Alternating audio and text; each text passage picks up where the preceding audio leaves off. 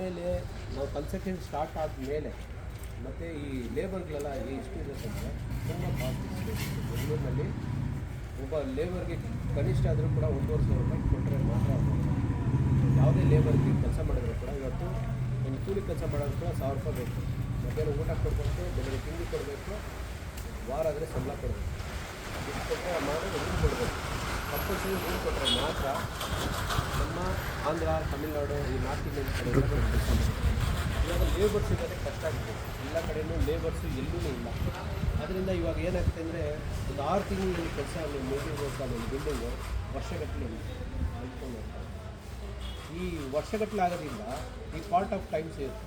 ಈ ಟೈಮ್ಸಲ್ಲಿ ಇಂಜಿನಿಯರ್ಗಳು BBMP ಇಂಜಿನಿಯರ್ಗಳು ಬಂದು ಅವಾಗ ಬಂದ್ಬಿಟ್ಟು ಮಾತಾಡ್ಕೊಂಡೇ ಹೋಗ್ತಾನೆ ಮಾತಾಡ್ತಾರೆ. ಅಂದರೆ ಅವರು ಒಂದು ವಿಚಿತ್ರವಾಗಿ ಮಾತಾಡ್ತಾರೆ.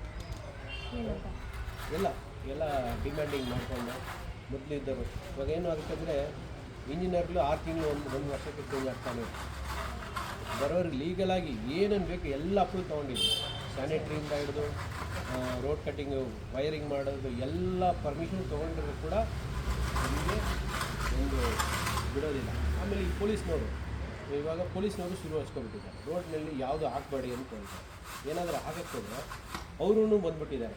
ಏನಕ್ಕೆ ರೋಡ್ನಲ್ಲಿ ಹಾಕ್ತೀರಾ, ನಮ್ಗೆ ನ್ಯೂಸೆನ್ಸ್ ಆಗುತ್ತೆ, ನಮ್ಗೆ ಕಂಪ್ಲೇಂಟ್ ಆಗುತ್ತೆ. ಸುಮ್ಮನೆ ಬಂದು ಕಿರಿಕಿರಿ ಕೊಡ್ತಾನೇ ಇದೆ. ಟಾಯ್ಲೆಟ್ ಬಗ್ಗೆ ಎಲ್ಲ ಹೇಳಿದ್ವಿ, ಟಾಯ್ಲೆಟ್ ಊಟ ಅಂತ ನಾವು ತುಂಬ ಜನ ಹತ್ರ ಮಾತಾಡ್ಕೊಂಡು ಬಂದ್ವಿ. ಅವ್ರ ಹತ್ರ ಆ ಥರ ಯಾವುದೂ ಸೌಲಭ್ಯಗಳೆಲ್ಲ ಇರಲ್ಲ ನಾರ್ಮಲಿ. ಸೊ ನೀವು ಅದೆಲ್ಲ ಮಾಡ್ಕೊಂಡು ಕೊಟ್ಟಿರ್ತೀರಾ, ಟಾಯ್ಲೆಟ್ ಮಾಡೋದು, ಅವ್ರಿಗೆ ಇರುವಂಥದ್ದು ಶೆಡ್ ಥರ ಶೆಲ್ಟರ್ ಮಾಡುವಂಥದ್ದು, ಊಟ ಕೊಡೋದು ಅದೆಲ್ಲ ಮಾಡ್ತೀರಾ ನೀವು ಇನ್ಕ್ಲೂಡ್ ಮಾಡಬೇಕಾದ್ರೆ? ಹೌದು, ನಾವು ಕೊಡ್ತೀವಿ. ನಾವು ಊಟ ರೂಮ್ ಕೊಟ್ಟಿದ್ರೆ ನಂತರನೇ ಬರೋದು. ಯಾಕಂದರೆ ಇಲ್ಲೇ ಸ್ಟೇ ಆಗಿರ್ತಾರೆ.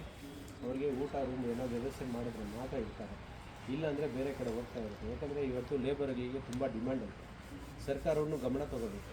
ಹೆಂಗಾಗಿದ್ದರೆ ಸರ್ಕಾರದಲ್ಲಿ ಕಟ್ಟಡ ಕಾರ್ಮಿಕ ಇಲಾಖೆ ಅಂತ ಒಂದಿದೆ, ಸರ್ಕಾರದಲ್ಲೇ ಇದೆ. ಅವ್ರು ಏನು ಮಾಡ್ತಾರೆ ಅಂದರೆ ಕರೆಕ್ಟಾಗಿ ಯಾರು ಕಟ್ಟಡ ಕಾರ್ಮಿಕರಿದ್ದಾರೆ ಅವ್ರಿಗೆ ಯಾವುದೇ ಅನುಕೂಲ ಮಾಡ್ತಿರೋದಿಲ್ಲ. ಈ ಸುಮ್ಮನೆ ಯಾರು ಎನ್ರೋಲ್ಮೆಂಟ್ ಮಾಡಿರ್ತಾರೆ ಅವ್ರಿಗೆ ಬೇಕಾಗಿರೋ ಸೌಲಭ್ಯ ಕೊಡ್ತಾಯಿದ್ದಾರೆ. ನಿಜವಾದ ಕಟ್ಟಡ ಕಾರ್ಮಿಕರಲ್ಲಿ ಯಾರ ಹತ್ರನೂ ಲೇಬರ್ ಕಾರ್ಡ್ ಇಲ್ಲ. ಈ ಲೇಬರ್ ಕಾರ್ಡ್ ಬಗ್ಗೆ ಹಲವಾರು ಟೈಮ್ ಕೂಡ ಸರ್ಕಾರದವರು ಗಮನ ತಗೊಳ್ತಾರೆ, ಆದರೆ ಅದು ಕರೆಕ್ಟಾಗಿ ತಗೊಳ್ಳೋದಿಲ್ಲ. ಅಲ್ಲಿ ಬರೀ ಯೂನಿಯನ್ನು ಅವರು ಬೇಕಾದರೂ ಅವ್ರ ರಿಲೇಷನ್ಸ್ಗಳು ಏನೇನು ಬೇಕಾಗಿರೋ ಅದನ್ನು ವ್ಯವಸ್ಥೆ ಮಾಡ್ತಾರೆ.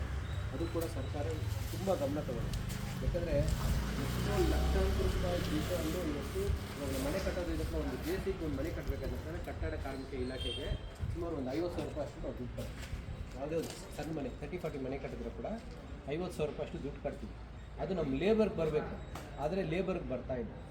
ಅಲ್ಲಿ ಎಲ್ಲ ಯೂನಿಯನ್ಗಳು ಅವರು ಇವರು ಅವ್ರವ್ರ ಸಂಬಂಧಪಟ್ಟವರಿಗೆ ಹೆಸರಿನಲ್ಲಿ ಡೂಪ್ಲಿಕೇಟ್ ID ಕಾರ್ಡ್ಗಳು ಮಾಡಿಕೊಂಡು ಅವರು ಸೌಲಭ್ಯಗಳನ್ನು ಅವರು ಉಪಯೋಗಿಸ್ತಾ ಇದ್ದಾರೆ. ಯಾಕಂದರೆ ಸರ್ಕಾರ ಕಟ್ಟಡ ಕಾರ್ಮಿಕ ಇಲಾಖೆಯಲ್ಲಿ ಒಬ್ಬ ಕಟ್ಟಡ ಕಾರ್ಮಿಕ ಇದ್ದರೆ ಅವನಿಗೆ ಪೆನ್ಷನ್ ಕೊಡ್ತಾರೆ 60 ವಯಸ್ಸು ಆದಮೇಲೆ. ಅವ್ರ ಮಕ್ಕಳಿಗೆ ವಿದ್ಯಾಭ್ಯಾಸ ಕೊಡ್ತಾರೆ, ಮದುವೆ ಆದರೆ ಮದುವೆಗೆ ದುಡ್ಡು ಕೊಡ್ತಾರೆ, ಸೆತ್ತೋದರೆ 10 ಲಕ್ಷ ರೂಪಾಯಿ ಅಷ್ಟು ದುಡ್ಡು ಕೊಡ್ತಾರೆ. ಇದೆಲ್ಲ ಬಂದ್ಬಿಟ್ಟು ನಿಜವಾದ ಕಟ್ಟಡ ಕಾರ್ಮಿಕರಿಗೆ ಸಿಗ್ತಾರೆ. ನೀವು ಯಾರಿಗಾದ್ರೂ ಕೇಳಿ ಲೇಬರ್ ಕಾರ್ಡ್ ಇದೆಯಾ ಅಂದರೆ ಯಾರ ಹತ್ರ ಇಲ್ಲ. ಇದೆಲ್ಲ ಬಂದು ಅದು ಏನಾದರೂ ಇದು ಮಾಡ್ತಾರೆ, ಸಹಾಯ ಮಾಡ್ತಾರೆ. ಸಪೋಸ್ ಯಾರಾದರೂ ಬಂದು ನನಗೆ ಲೇಬರ್ ಕಾರ್ಡ್ ಇಲ್ಲ, ಲೇಬರ್ ಕಾರ್ಡ್ ಕೊಡ್ಸೋಕ್ಕೆ ಸ್ವಲ್ಪ ಹೆಲ್ಪ್ ಮಾಡಿ ಅಂತ ಹೇಳಿದ್ರೆ ಏನಾದರೂ ಆ ಥರ ಫೆಸಿಲಿಟಿ ಮಾಡಿಕೊಟ್ಟಿದ್ದೀವಿ. ತುಂಬ ಜನಕ್ಕೆ ಮಾಡಿಕೊಟ್ಟಿದ್ದೀವಿ. ಅದರಿಂದನೇ ಅದ್ರ ಬಗ್ಗೆ ಸ್ವಲ್ಪ ವಿರೋಧ ಆಗಿದೆ.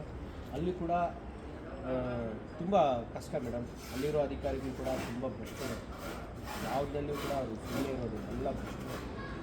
ಯಾರು ದುಡ್ಡು ಕೊಡ್ತಾರೆ, ಯಾರು ಯೂನಿಯನ್ ಒಂದು ಕಾರ್ಡ್ಗೆ ಎಷ್ಟು ಕೊಡ್ತಾರೆ ಅಂಥವ್ರು ಮಾತ್ರ ಪಾಸ್ ಮಾಡ್ತಾರೆ, ಇಲ್ಲಾಂದರೆ ಪಾಸ್ ಮಾಡೋದು. ಯಾಕಂದರೆ ಒಬ್ಬ ಕಟ್ಟಡ ಕಾರ್ಮಿಕರಿಗೆ ಅವ್ರು 2 ಜನರಿಂದ 3 ಜನ ಮಕ್ಕಳಿಗೆ ಫೀಸ್ ದುಡ್ಡು ಕೊಡ್ತಾರೆ. ಅವ್ರು ಎಷ್ಟು ಫೀಸ್ ಕೊಡ್ತಾರೋ ಅಷ್ಟು ಫೀಸ್ ಕೊಡ್ತಾರೆ, ಟ್ಯೂಷನ್ ಫೀಸ್ ಕೊಡ್ತಾರೆ, ಬುಕ್ಸ್ ಕೊಡ್ತಾರೆ. ಆಮೇಲೆ ವರ್ಷಕ್ಕೊಂದ್ಸಲಿ ಏನಾದರೂ ತೊಂದರೆ ಆದರೂ ಕೂಡ ಮೆಡಿಕಲ್ ಫಂಡ್ಸೂ ಬರುತ್ತೆ.